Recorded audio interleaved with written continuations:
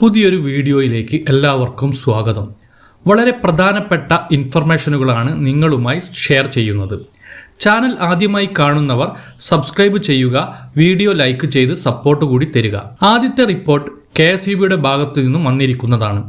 5000 വാട്ടിൽ കൂടുതൽ connected ലോഡുള്ള single phase വൈദ്യുതി ഉപഭോക്താക്കൾ 3 ഫേസ് കണക്ഷനിലേക്ക് മാറണം എന്ന നിർദ്ദേശവുമായാണ് KSEB ബോർഡ് എത്തിയിരിക്കുന്നത്. ഇലക്ട്രിക്കൽ വയറിംഗിന്റെ സുരക്ഷ ഉറപ്പാക്കുവാനും വീട്ടിൽ ഉപയോഗിക്കുന്ന ഇലക്ട്രിക്കൽ ഉപകരണങ്ങളായ AC, വാഷിംഗ് മെഷീൻ, ഫ്രിഡ്ജ് തുടങ്ങിയവയുടെ ആയുസ് വർദ്ധിപ്പിക്കുവാനും ഇത് അത്യന്താപേക്ഷിതമാണെന്നും KSEB വ്യക്തമാക്കുന്നു. 3 ഫേസ് കണക്ഷൻ സിംഗിൾ ഫേസ് സിസ്റ്റത്തേക്കാൾ മെച്ചങ്ങൾ ഏറെയുള്ളതാണ് എന്നും KSEB പറയുന്നു.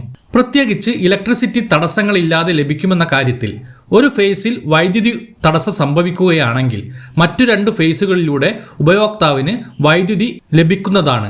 അങ്ങനെ വീട്ടിൽ വൈദ്യുതി പൂർണ്ണമായും കട്ടാകുന്ന അവസ്ഥ ഇല്ലാതാക്കാം. 5000 വാട്ട് പരിധിക്ക് മുകളിൽ കണക്റ്റഡ് ലോഡുള്ള സിംഗിൾ ഫേസ് ഉപഭോക്താക്കൾ 3 ഫേസിലേക്ക് മാറുന്നതിൽ വീഴ്ച വരുത്തിയാൽ പിഴ ഉൾപ്പെടെയുള്ള നടപടികൾ സ്വീകരിക്കേണ്ടി വരും എന്നാണ് KSEBയുടെ കർശന മുന്നറിയിപ്പ്. ഉപഭോക്താക്കൾക്ക് 3 ഫേസ് കണക്ഷനിലേക്ക് എളുപ്പത്തിൽ അപ്ഡേറ്റ് ചെയ്യുന്നതിന് സൗകര്യപ്രദമായ ഒരു വാതിൽപ്പടി സേവനവും KSEB ആരംഭിച്ചിട്ടുണ്ട്.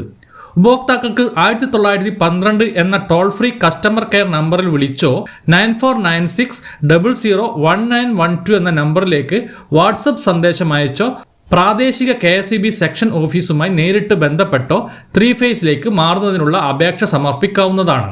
4600 രൂപയാണ് 3 ഫേസിലേക്ക് മാറുന്നതിനുള്ള ഫീസ്. ഇലക്ട്രിസിറ്റി മീറ്ററിന്റെ വാടക 6 രൂപയിൽ നിന്ന് 15 രൂപയായി ഉയരും.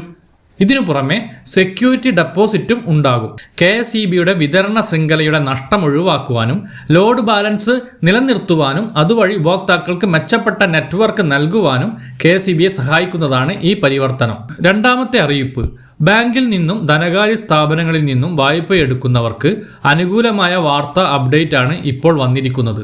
വായ്പാ കുടിശ്ശിക തുകയേക്കാൾ കൂടുതൽ മൂല്യമുള്ള ഭൂമിയിലെ ജപ്തി തടയുവാൻ കളക്ടർമാർക്ക് അധികാരം നൽകുന്ന നിയമ ഭേദഗതി സംസ്ഥാനത്ത് നിലവിൽ വന്നു. വായ്പയ്ക്ക് ഈടായി വെച്ച മുഴുവൻ ഭൂമിയും കെട്ടിടവും ജപ്തി ചെയ്യുവാൻ ബാങ്കുകൾക്കും ധനകാര്യ സ്ഥാപനങ്ങൾക്കും പുതിയ നിയമം വഴി കഴിയില്ല. വായ്പാ കുടിശ്ശിക തുകയ്ക്ക് മൊറട്ടോറിയം അനുവദിക്കുവാൻ സർക്കാരിന് അധികാരം നൽകുന്ന വ്യവസ്ഥകളും പുതിയ നിയമത്തിൽ ഉൾപ്പെടുത്തിയിട്ടുണ്ട്. ജപ്തി ചെയ്യുന്ന ഭൂമിയും അതിലെ കെട്ടിടങ്ങളുടെ മൂല്യവും വായ്പാ കുടിശ്ശിക തുകയേക്കാൾ കൂടുതൽ ഉള്ളതാണെങ്കിൽ വസ്തുവിന്റെ ഒരു ഭാഗത്തു മാത്രമായി ജപ്തി പരിമിതപ്പെടുത്തുവാൻ കളക്ടർക്ക് കഴിയും. പ്രദേശത്തെ ഭൂമിയുടെ ന്യായവിലയുടെയും പൊതുമരാമത്ത് വകുപ്പ് കണക്കാക്കിയിട്ടുള്ള കെട്ടിടങ്ങളുടെയും മറ്റുള്ളവയുടെയും മൂല്യം കണക്കാക്കിയാണ് നടപടി. ജപ്തിയിൽ ഇടപെടുന്നതിനായി കുടിശ്ശികക്കാരൻ കളക്ടർക്ക് നൽകുന്ന അപേക്ഷയുടെ അടിസ്ഥാനത്തിലാകും നടപടി. ജപ്തിയുടെ ഭാഗമായി സർക്കാർ ഏറ്റെടുക്കുന്ന ഭൂമി കുടിശ്ശികക്കാരനെ തുക അടച്ച് തിരികെ എടുക്കുവാൻ 5 വർഷം വരെ സാവകാശം നൽകുവാനും നിയമത്തിൽ വ്യവസ്ഥയുണ്ട്. മൂന്നാമത്തെ അറിയിപ്പ്, സംസ്ഥാനത്തെ സാമൂഹ്യ സുരക്ഷാ പെൻഷനുകളും ക്ഷേമനിധി ബോർഡ് പെൻഷനുകളും വാങ്ങുന്നവർക്കാണ്. എല്ലാ മാസവും സംസ്ഥാനത്ത് ക്ഷേമ പെൻഷൻ വിതരണം ചെയ്യുമെന്ന് ധനമന്ത്രിയുടെ പ്രഖ്യാപനത്തെ തുടർന്ന് കഴിഞ്ഞ മാർച്ച് മാസം മുതൽ സംസ്ഥാനത്തെ എല്ലാ മാസവും അവസാന ദിനങ്ങളിൽ ക്ഷേമ പെൻഷൻ വിതരണം ചെയ്തു വരികയാണ്. ഓണത്തോട് അനുബന്ധിച്ച് കുടിശ്ശിക പെൻഷനിൽ ഒരു ഗഡു കൂടി ചേർത്ത് 3200 രൂപയായിരിക്കും വിതരണം ചെയ്യുക. സെപ്റ്റംബർ 15 ഓണം എത്തുന്നതിനാൽ സെപ്റ്റംബർ ആദ്യ ആഴ്ചയിൽ തന്നെ ഓണ പെൻഷൻ വിതരണത്തിന്റെ പ്രഖ്യാപനം ഉണ്ടാകും. ക്ഷേമ പെൻഷൻ തടസ്സമില്ലാതെ ലഭിക്കുന്നതിന് അക്ഷയ കേന്ദ്രങ്ങൾ വഴി നടത്തുന്ന വാർഷിക മാസ്റ്ററിംഗ് പൂർത്തിയാക്കേണ്ടതുണ്ട്. ഓഗസ്റ്റ് 24 വരെയാണ് മാസ്റ്ററിങ്ങിന് സർക്കാർ സമയം അനുവദിച്ചിരിക്കുന്നത്. ഈ ഇൻഫർമേഷൻ മറ്റുള്ളവർക്കും ഷെയർ ചെയ്ത് നൽകുക. മറ്റൊരു വീഡിയോയുമായി വീണ്ടും കാണാം. അതുവരെ ഗുഡ് ബൈ.